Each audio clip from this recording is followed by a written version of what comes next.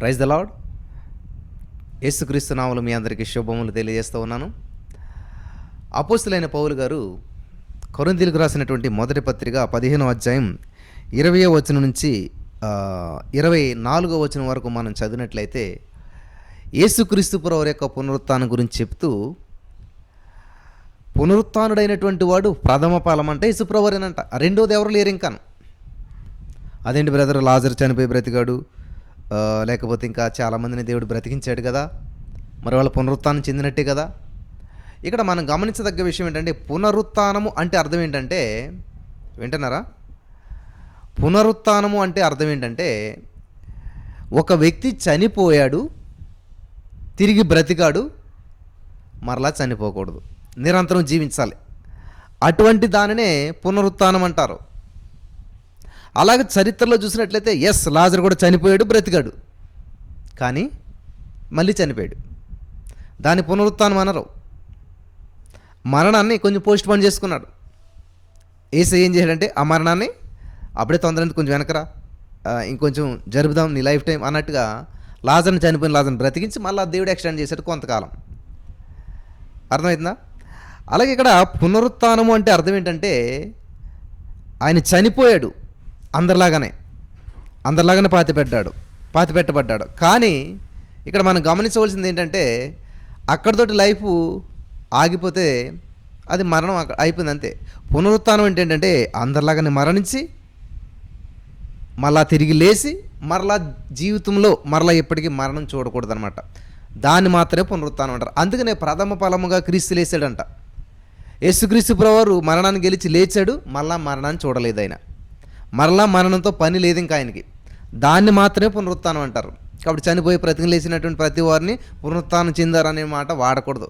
పునరుత్థానుడు అనేటువంటి మాటకు యోగ్యుడు యేసుక్రీస్తు ప్రభువారు మాత్రమే. ఆయన ఒక్కడ మాత్రమే యోగ్యుడు.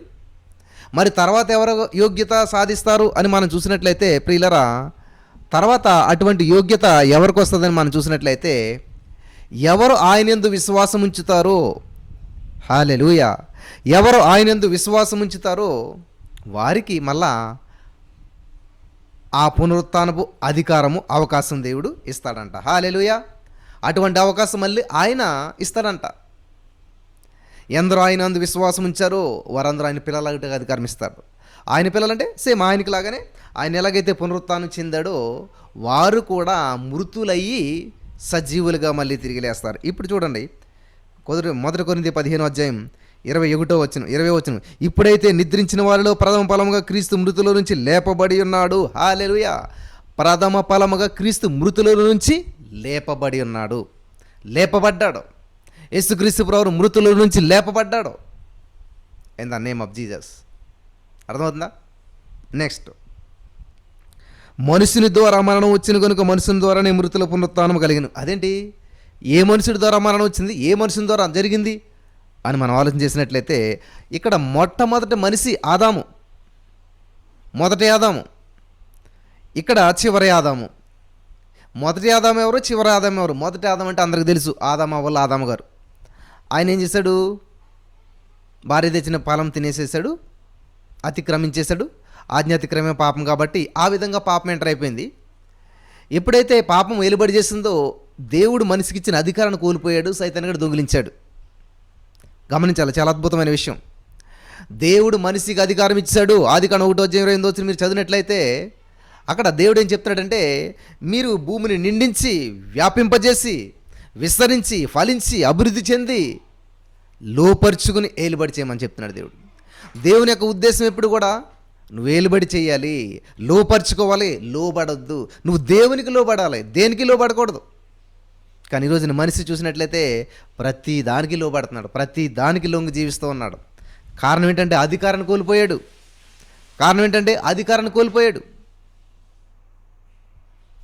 వింటున్నారా? అధికారం పట్టుకెళ్ళి సైతాన్ని గడికి అప్పచెప్పేసాడు మనిషి. అధికారం పట్టుకెళ్ళి సైతాన్ని గడికి ఇచ్చేసాడు. అందువల్లనే ఈ యొక్క మనిషి జీవితంలో ప్రియులరా బానిసత్వం వచ్చి పడింది. అధికారం కోల్పోయాడు కదా. వింటున్నారా? కాబట్టి మొదట మనిషి అనగా సృష్టిలో మొట్టమొదటి మనిషి ఎడమండి ఆదాము అవ్వలు. ఆ ఆదాము గారు చేసినటువంటి అతిక్రమం వల్ల పాపం అనేటువంటిది వచ్చింది. అదే చెప్తున్నాడు ఇక్కడ. ఒక మనిషిని ద్వారా మరణం వచ్చును. విన్నరా? ఆజ్ఞాతిక్రమే పాపం, పాపం వల్ల వచ్చే జీతం మరణము. ఆ విధంగా మరణం సంభవించింది. అంతవరకు మరణం లేదు. గనుక మనుషుని ద్వారానే మృతుల పునరుత్థానం కలిగింది. అదేంటి మనుషుని ద్వారా మృతుల పునరుత్థానం? ఏ మనిషి అంటే యేసుక్రీస్తు ప్రభువారు మనుష్య కుమారుడిగా ఈ లోకంలోనికి వచ్చాడు. పరలోక రాజ్యం విడిచిపెట్టకూడని భాగ్యం తెలిసి నరవతారిగా, నరరూపధారిగా, నరునిగా ఈ భూలోక రాజ్యానికి వచ్చాడు. హల్లెలూయా, దేవునికి స్తోత్రం కలుగును గాక. ఈ యొక్క భూలోక రాజ్యానికి వచ్చాడు. ఆయన మనిషిగానే జీవించాడు, మనిషిగానే నిద్రపోయాడు, మనిషిగానే ఆకలిగొన్నాడు. వింటున్నారా? తన యొక్క అధికారాన్ని, అవకాశాన్ని అంతా పక్కన పెట్టి వచ్చాడు. ఏ అధికారాన్ని అయితే మనిషి కోల్పోయాడో, ఏ అధికారాన్ని అయితే సైతానుగాడు మనిషి దగ్గర నుంచి దొంగిలించాడో, మనిషి ఏ విధంగానైతే మరి అతిక్రమించి పాపం చేసి మరణాన్ని తెచ్చుకున్నాడో, ఆ మరణాన్ని జయించడానికి, ఆ మరణపు ముళ్ళును విరవడానికి, హల్లెలూయా, కోల్పోయినటువంటి అధికారాన్ని తిరిగి ఇవ్వడానికి యేసుక్రీస్తు ప్రభువు పరలోక రాజ్యం విడిచిపెట్టుకోవడానికి భాగ్యం తెలిసి కూడా విడిచిపెట్టి వచ్చాడు, నీ కోసం, నా కోసం. కాబట్టి ఈరోజు మీరు అప్పుల్లో, అనారోగ్యంలో, బంధకాల్లో, సమస్యల్లో, కుటుంబం అంతా కూడా విచ్ఛిన్నమైపోయి గందరగోళంలో ఉన్నారు అంటే అది దేవుని ఉద్దేశం కాదు. దేవుడు అలా చేయలేదు. చూడండి ప్రియులారా, దేవుడు సృష్టించిన సృష్టి అంతా కూడా ఎంతో అందంగా, ఆకర్షణీయంగా, అద్భుతంగానే ఉన్నది.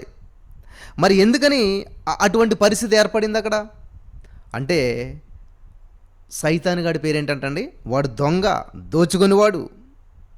వింటున్నారా? వాడు దొంగ, దోచుకొనివాడు, అబద్ధాలకు జనకుడు, వాడు నాశనానికి కర్త అంట. In the name of Jesus. అర్థమవుతుందా? యేసు నామములో మీరు గ్రహించుదురుగాక. వాడు నాశనానికి కర్త. కాబట్టి ఈ రోజున మన జీవితంలో ఏది జరిగినా, ఏది సంభవించినా కూడా మేలు అంటే జరిగిందంటే దేవుని ద్వారానే జరుగుతుంది. సైతానుగాడు నీకెప్పుడు కూడా మేలు చేయడు, వాడు నాశనానికి కర్త. అవ్వమ్మ గారికి ఏదో మంచి చేస్తున్నట్టుగా నటించాడు, మంచి అనిపించినట్టుగా మొప్పించాడు, కానీ చివరికి అది లాసే. చివరికి అది నష్టం. హల్లెలూయా, దేవునికి స్తోత్రం కలుగును గాక. చివరికి అదంతా నష్టమే. నష్టం మామూలు నష్టం కాదు, మొత్తం లోకానికే నష్టం. అలాగా ఆ ఆదాము గారి ద్వారా వచ్చినటువంటి పాపం, ఆ మనిషి ద్వారా వచ్చినటువంటి పాపం మళ్ళా మనుషుని ద్వారానే, ఎంత బాగుందండి ఈ మాట, మనుషుని ద్వారా మరణం వచ్చిన కనుక మనుషుని ద్వారానే మృతుల పునరుత్థానమును కలిగెను. ఏ మనుషుడు అంటే యేసుక్రీస్తు ప్రభువు అనే మనుష్య కుమారుడు గురించి ఇక్కడ మాట్లాడుతున్నాడు.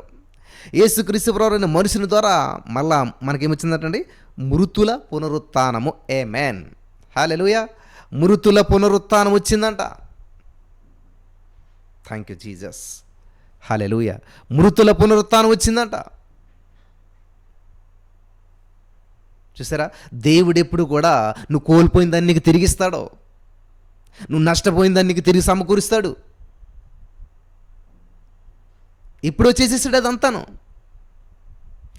వాస్తవం ఏంటంటే, నువ్వు నష్టపోకముందే నీ నష్టానికి పరిహారాన్ని ఆల్రెడీ చెల్లించి పెట్టాడు ఆయన. నువ్వు పుట్టక ముందే నీకు కావలసిన ప్రతి ఈవిని ఆయన సమకూర్చిపెట్టాడు. హల్లెలూయా, దేవునికి స్తోత్రం కలుగును గాక. వింటున్నారా? నువ్వు పుట్టక ముందే నీకు ఏది అవసరమో, ఏది కావాలో అది ముందే దేవుడు నీకు సమకూర్చేశాడు. ముందుగానే యేసు రక్తము ప్రతి పాపం నుంచి మనల్ని విమోచించేసిందంట. కాబట్టి యేసు రక్తం ముందుకు ప్రవహిస్తుంది, వెనక్కి ప్రవహిస్తుంది. నీ తాత ముత్తాతలకి పనిచేస్తుంది, నీ మనవలు ముదు మనవలకి పనిచేస్తుంది, in the name of Jesus.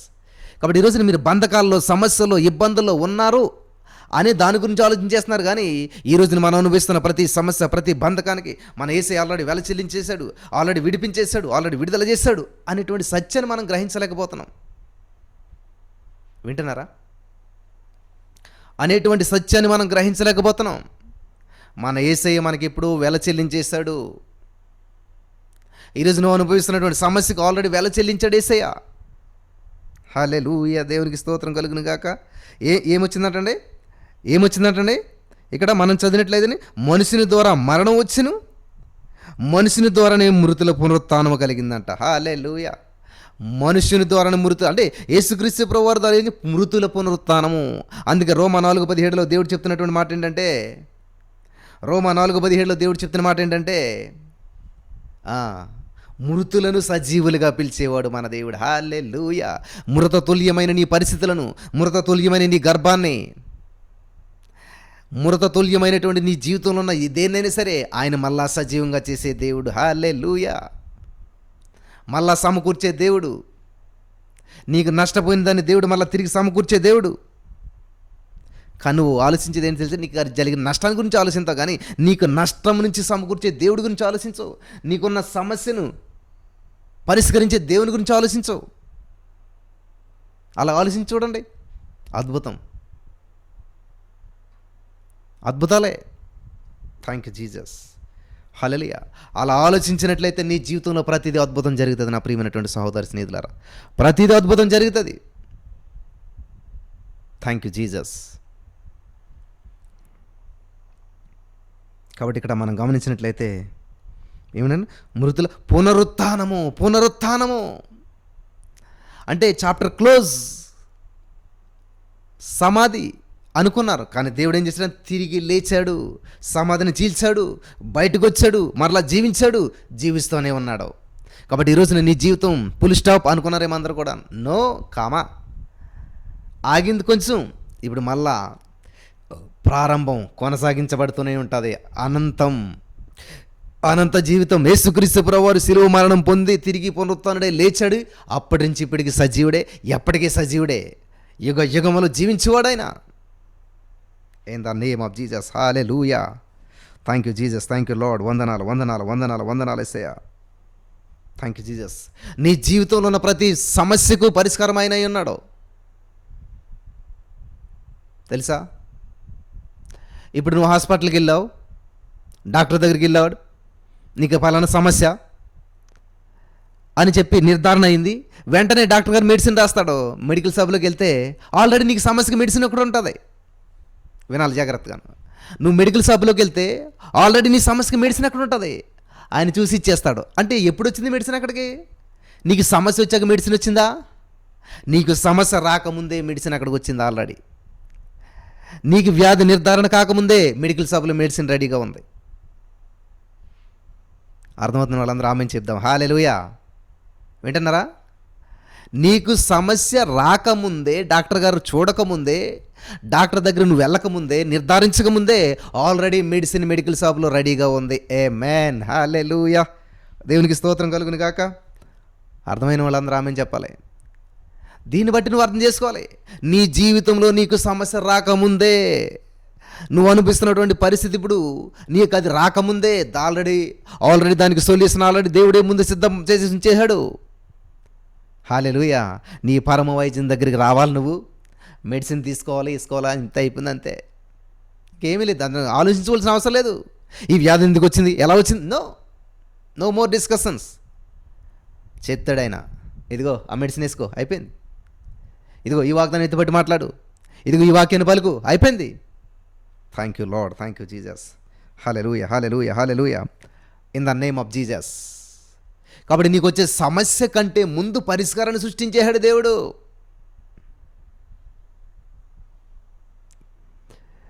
పరిష్కారం వైపు ప్రయాణం చేసేవారు ఫలితాలను చూస్తారు. పరిష్కారం వైపు ప్రయాణం చేసేవారు ఫలితాలను చూస్తారు.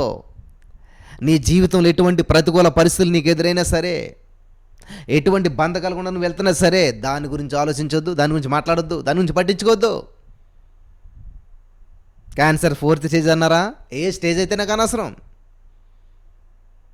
చచ్చిపోయి కుళ్ళు కంపు కొట్టేటువంటి స్థితిలో ఉన్నటువంటి లాజరును లేపినటువంటి దేవుడు, నా వ్యాధి ఎంత, నా సమస్య ఎంత, నా అప్పు ఎంత, నా రోగం ఎంత, రాదు మనకి ఇలాంటి మాటలు. నాదే పెద్ద సమస్య అండి అందరికంటేని, నాదే పెద్ద రోగం ఉండి అందరికంటేని, నా కుటుంబంలో ఉన్న సమస్యలు ఎక్కువ ఉండి అందరికంటేని. అక్కడ నువ్వేం చేస్తున్నావు తెలుసా? నీ సమస్యలు హైలైట్ చేస్తున్నావు, నీ సమస్యలు గొప్పగా చెప్పుకుంటున్నావు, దేవుని చిన్నగా చేసేసావు. అసలు దేవుని గురించి మాట వస్తే కదా అక్కడ అసలే. అసలు దేవుని గురించి మాట్లాడితే కదా. కానీ ఎప్పుడైతే నువ్వు నీ సమస్యలను పక్కన పెట్టి నిత్య నివాసి ఆకాశ మహాకాశాలను పట్టజాలని దేవుడి గురించి మాట్లాడటం మొదలు పెట్టండి, దేవుని కనపరచడం మొదలు పెట్టండి, దేవుని మహింపరచడం మొదలు పెట్టండి, మొదట ఆయన రాజ్యాన్ని నీతిని వెతకడం మొదలు పెట్టండి. హల్లెలూయా. ఈ లోకంలో మీకు ఏది ఎంత మాత్రం కూడా ఎక్కువ కాకుండా దేవుని మీద దృష్టిని కేంద్రీకరించండి. అన్నీ వెంబడిస్తాయి మిమ్మల్ని. ఆరోగ్యం మిమ్మల్ని వెంబడిస్తుంది, ఐశ్వర్యం మిమ్మల్ని వెంబడిస్తుంది. హల్లెలూయా. Thank you Jesus, thank you Lord. ఐశ్వర్యవంతులుగా ఉండడం తప్పు కాదు. బంగారం పెట్టుకోవడం, బంగారం కొనుక్కోవడం, బంగారాలు పెట్టుకోవడం తప్పు కాదు. కానీ నీ దేవుని స్థానం దేనికిచ్చిన తప్పే. నీవు దేవునికి ఇవ్వాల్సిన స్థానాన్ని భార్యకిచ్చిన, భర్తకిచ్చిన, పిల్లలకిచ్చిన, దేనికిచ్చినా సరే అది రాంగ్, అది కరెక్ట్ కాదు. దేవుని స్థానం దేవునికి ఇవ్వాలి, దేవుని మహింపరచాలి. హల్లెలూయా.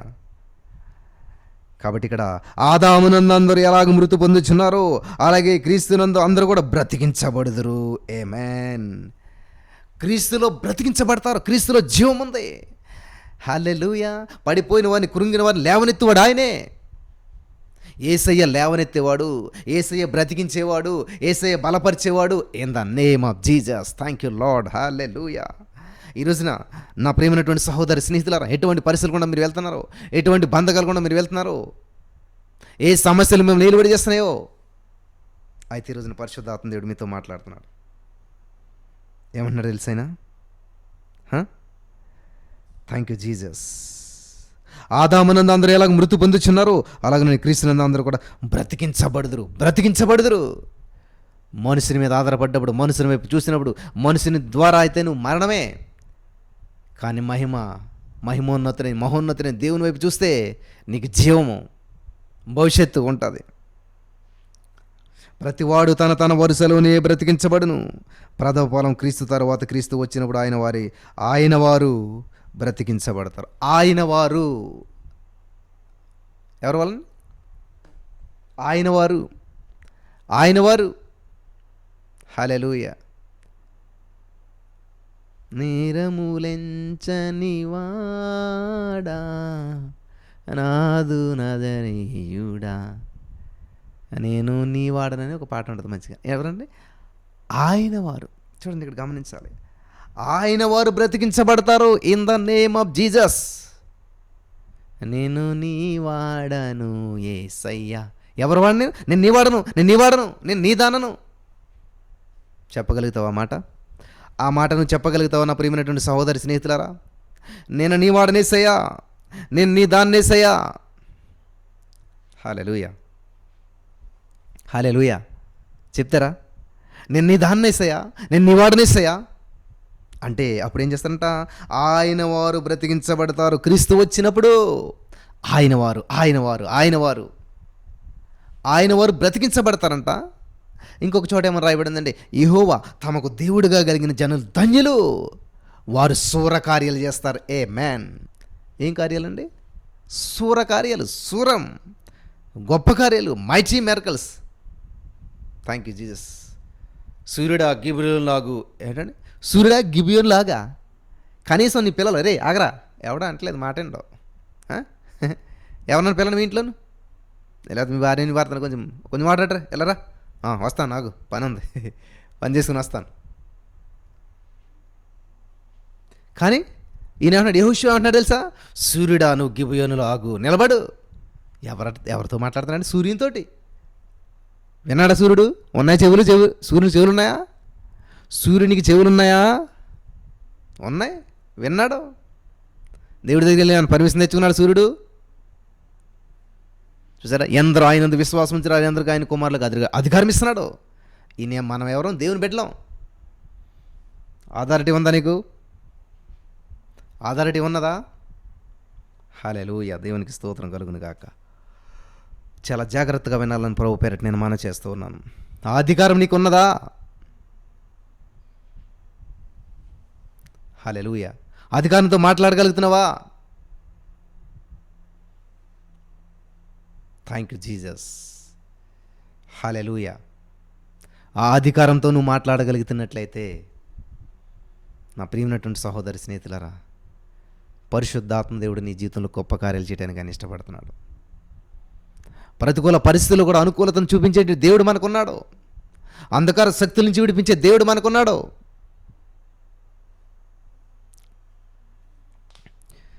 ప్రతి వాడును తన తన వరుసలలో బ్రతికించబడును.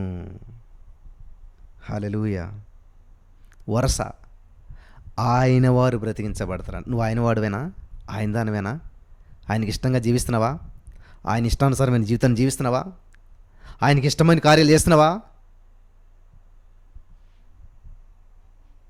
అటు తరువాత ఆయన సమస్తమైన ఆధిపత్యమును, సమస్తమైన అధికారమును, బలమును కొట్టివేసి, ఏం అధికారం ఏం బలం కొట్టివేస్తారంట?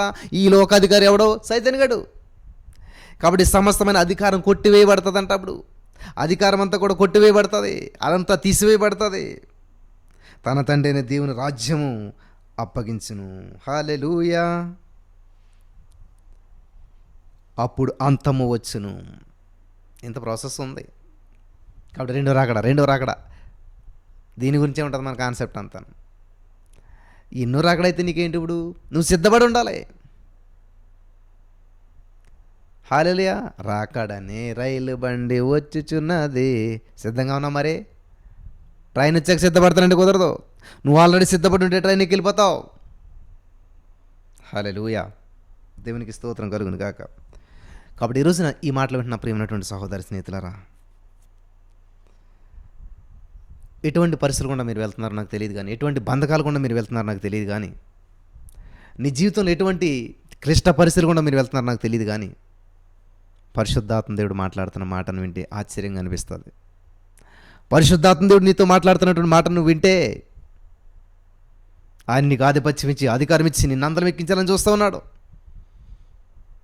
కాబట్టి ఈ యొక్క అవకాశాన్ని సద్వినియోగం చేసుకుందాం. ఆయన వచ్చి నిన్ను సర్వసత్యంలోకి నడిపిస్తాడు. ఊహింపశక్యంగా మూలికలతో ఆత్మ తానే మన పక్షంగా ప్రార్థన చేస్తూ ఉన్నాడు. పరిశుద్ధాత్మ దేవుడు నీ పక్షంగా ప్రార్థన చేస్తుంటే ఈరోజున యాక్సెప్ట్ చేయట్లేదు చాలామంది. పిల్లలు మీరు ఎంతో నలిగిపోయారని నాకు తెలుసు. మీ జీవితాలు ఎంతో కృంగిపోయారని నాకు తెలుసు. ఎందుకంటే నేను రోజు మాట్లాడే మనుషులను బట్టి నేను చెప్పగలుగుతాను. ఎంతో వ్యాధంలో, బాధలో ఎంతో కష్టపడుతున్నారు, ఎంతో దూరదేశాలు వెళ్ళారు, ఎంతో పని చేస్తున్నారు. కానీ ఏ విధమైనటువంటి ఫలింపు లేదు, ఏ విధమైన శాంతి లేదు, సమాధానం లేదు. ఎందుకు తెలుసా? యెహోవా ఆశీర్వాదం, ఐశ్వర్యం ఇస్తుంది నీకు. నరుని కష్టార్జితం వల్ల ఏమాత్రం ఎక్కువ కాదు, అలాగని చెప్పి పనిచేయడం మానేమని కాదు.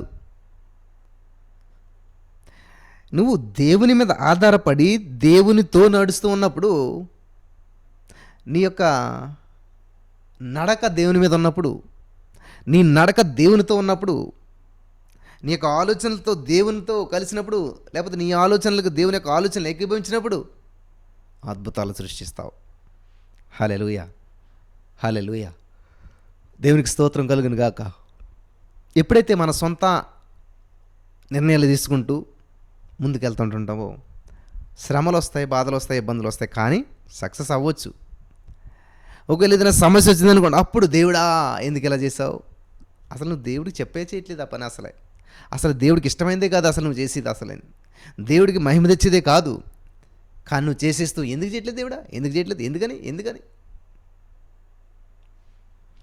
ఈరోజు నీ మాటలు విన్న ప్రియమైనటువంటి వాళ్ళారా, పరిశుద్ధాత్మ దేవుడు నీ పట్ల ఒక ఉన్నతమైన ప్రణాళికను కలిగి ఉన్నాడు. Holy spirit, thank you lord, thank you Jesus. ఒక ఉన్నతమైన ప్రణాళిక, అది నా కొరకే నువ్వు అనుకున్నట్లయితే ఖచ్చితంగా నమ్మండి ప్రియులారా. హల్లెలూయా. హల్లెలూయా. వాక్యం అనే ఉదక స్నానం ప్రతిరోజు చేయాలి, లేకపోతే చెమట కంపు కొడుతుంది.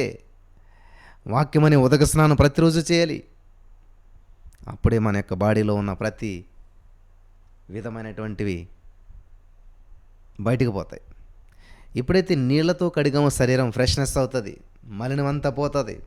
అలాగే దేవుని వాక్యం అనే ఉదక స్నానం చేత నువ్వు నలగొట్టబడుతూ ఉన్నప్పుడు రకరకాల ఆలోచనలు, రకరకాల విధానాలు, జీవితము ఏంటి అన్నీ, ఇటువంటి క్లిష్ట పరిస్థితుల్లో కూడా ఇటువంటి బంధకాలను జయిస్తూ మరి ఉన్నతమైన స్థితిలోకి వెళ్ళటం అనేది సాధారణమైన విషయం కాదు. చాలా ఉన్నతమైన విషయం. దేవునికి స్తోత్రం. హల్లెలూయా. కాబట్టి ఈరోజు నీ వాక్యం వింటున్నటువంటి నా ప్రియమైనటువంటి సహోదర స్నేహితులారా,